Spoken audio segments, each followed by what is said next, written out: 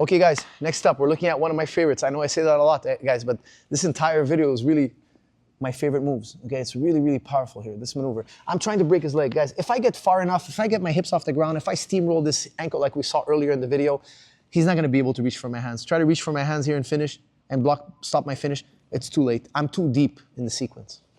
He's gotta catch me early. If he catches my hands early, look, I limp arm out and I try to go back to that finish. I limp arm out, grab my hands, I limp arm out, and I try to finish, guys. And sometimes it's worth keeping the limp arm going here. I limp arm and I try to extend my body and finish. Sometimes though, you're not gonna get that far. The guy keeps blocking your hands.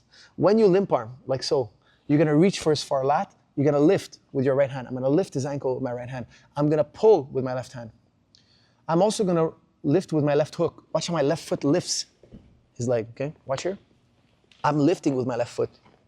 I'm pulling with my left hand, I'm lifting with my left foot, and I'm lifting with my right arm. I'm lifting, okay? I'm pivoting, just like so. I'm pivoting him on his hip. It's a very easy maneuver to do. Very, very easy maneuver. I'm here like this, I'm trying to break. He's grabbing my arms. I feel like I can't get the finish. I go into a cradle. Once I go into a cradle, guys, I'm gonna pivot kneel on his right hip. Look how I pivot him on his right hip, and I get up off my hips. We talked about getting up off our hips earlier in the video. It's always a good idea. Now I'm on top of kneel. Of course, if I wanted to chase the leg lock, I could go into the entire sequence we did earlier. Okay? Of course, it's all there. Okay?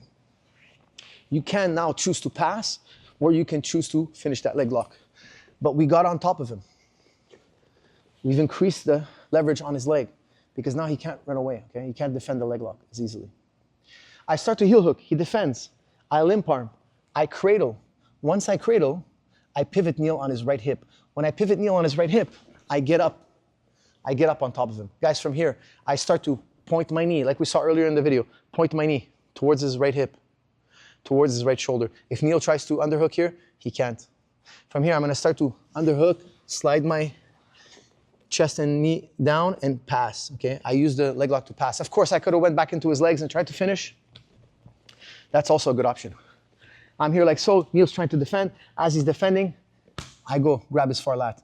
I rotate my partner on his right hip. I get up on top. Guys, from here, you have a plethora of options. We can pass, we can go back into the death roll, or we can start to go reverse ashi, which is also a great option. We start going into reverse ashi. From reverse ashi, we have a lot of options, okay? There's a lot of great options for you. Cradle, get on top. Getting on top is always a great option.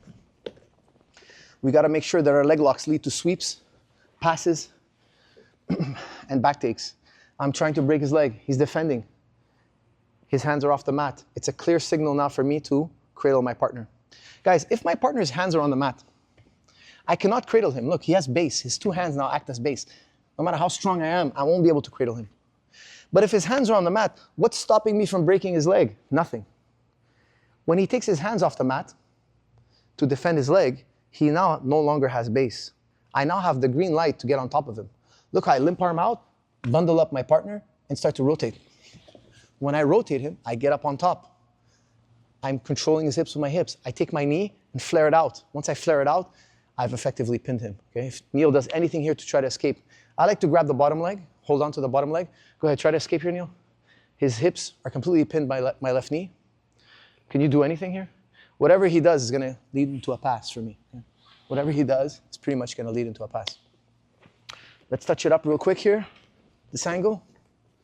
I have my partner's leg. I'm trying to break it. He tries to rescue his leg by using his arms. When he does that, he has no more base. His hands are off the ground. There's nothing stopping me now from getting on top of him. I'm gonna cradle my partner. I'm gonna use my left foot to lift his left leg.